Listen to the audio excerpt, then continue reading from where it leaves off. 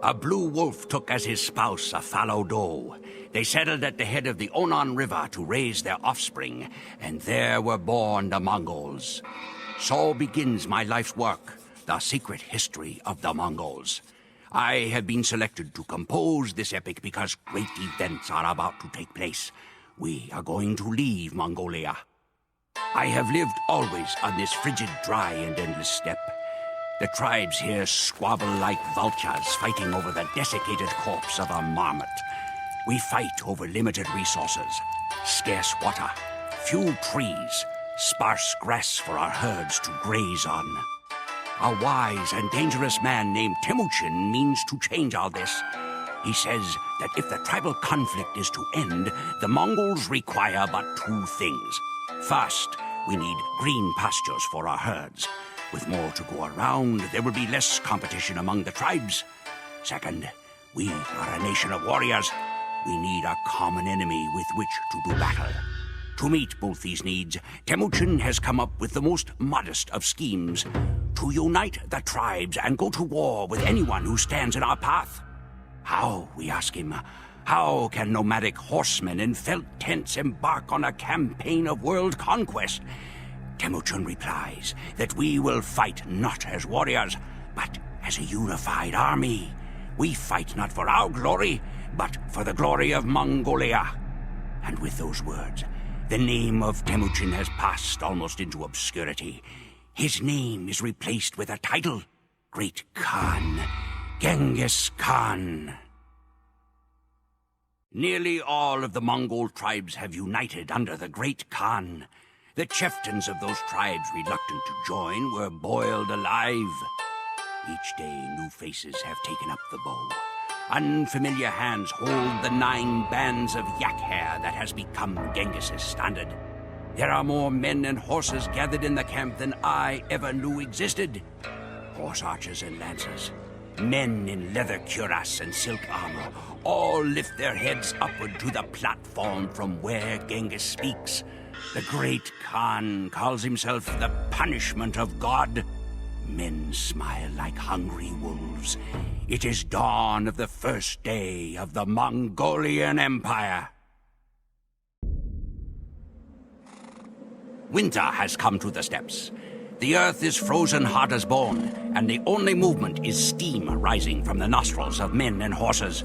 Only the promise of battle brings warmth. Nearly all the tribes in Mongolia now answer to Genghis Khan. But with success comes enemies. A man named Kushlak has challenged Genghis's right to rule. Kushlak sows discord among the Karakitai tribe and means to have himself proclaimed as a rival Khan. Genghis cannot allow these transgressions to go unpunished. He needs to set an example. So we ride west to find and slay Kushlak. If the Karakitai shelter him, then their lives are forfeit as well.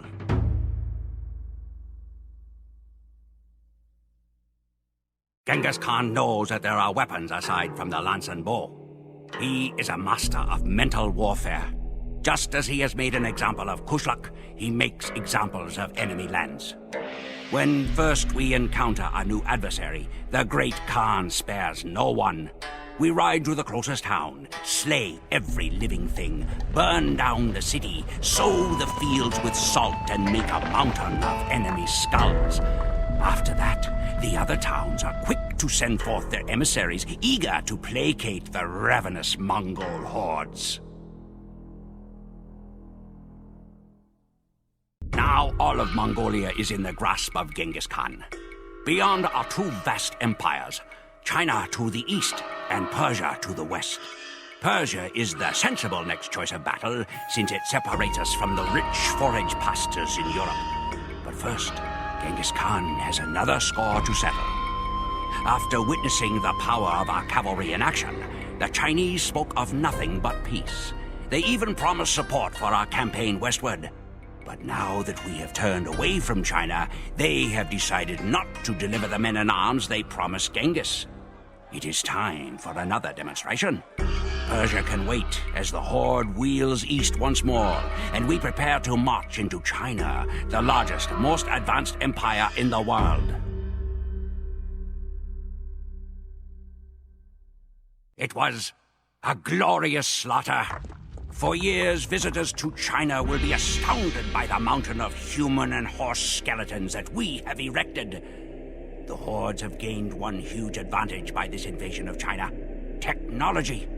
We now possess the knowledge and equipment to allow us to make siege weapons. We will crack open the Persian and European castles to reach the softer parts within. Genghis is pleased with our progress and with the legacy he leaves behind. His mother once ate wild onions and rodents to keep from starving, but the children and grandchildren of Genghis will eat off plates of Persian gold. Sleep in the saddle, drink the rain, eat nothing but dried meat, dried milk, and horse blood. Such is the life of a Mongol at war. At night, we are rewarded with fermented yak's milk and the promise of Persian treasures. Driven on by the words of the great Khan, we have crossed miles of the Asian continent at full gallop. Before us lies the vast empire of Persia. The Khwarazm Shah will be given one chance to submit, and then his cities will be pulled down brick by brick. But not all of us head into Persia. Genghis has sent Subutai Ba'atur of the reindeer people north into Russia. The Russian principalities are disorganized, and Genghis hopes that Subutai can break them one by one. Then the borders of Mongolia will cover all of Asia. The Persian army numbered nearly 500,000 men, but was beaten by a Mongol army less than half that size.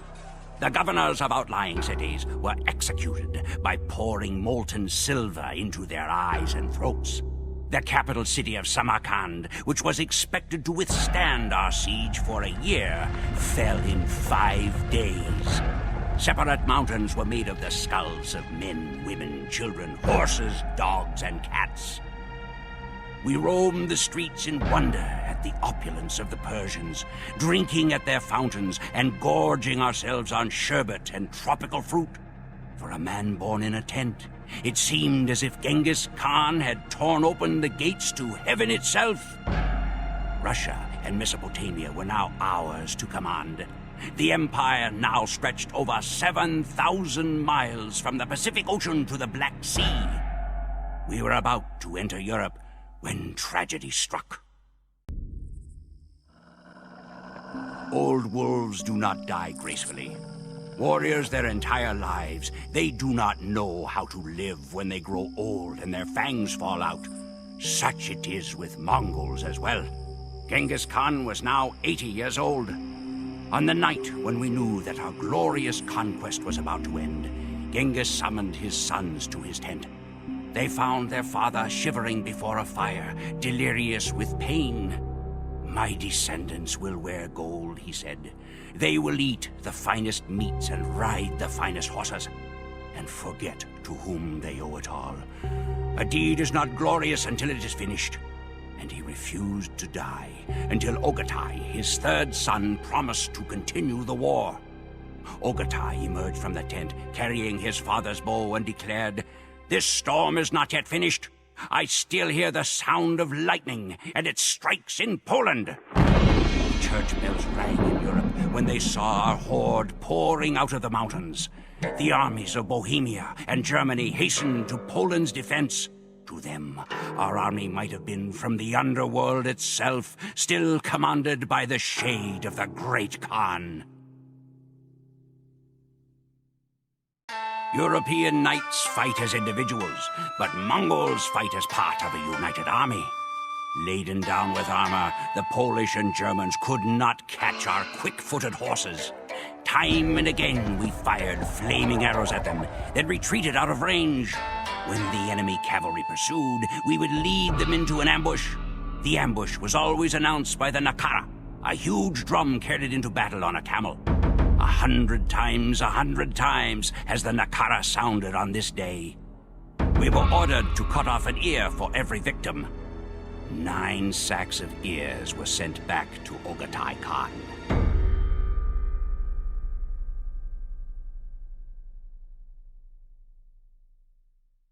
Only one enemy stands in our way. France and the nations beyond are beaten from decades of crusades. If we break Eastern Europe, then it is likely that all of Western Europe will surrender. But to break the East, we must defeat Hungary. Hungary possesses the most formidable cavalry in all of Europe. They have not only the strength of European armor, but their horses are cousins to our own, having drifted in from across the Russian steppes. The Sazo River that separates us from the army of Hungary is frozen, so we will be unable to deploy boats. Instead, the battle will be won or lost over who controls the bridge. Subotai is coming with reinforcements. If we can survive the charge of Hungarian knights until Subotai arrives, then we can hope to take the bridge. Much rests on this simple bridge. If we capture the Sajo crossing, we capture Hungary. If Hungary falls, so falls Europe. With Europe and Asia under Mongolian command, our conquest of the world will be complete and final.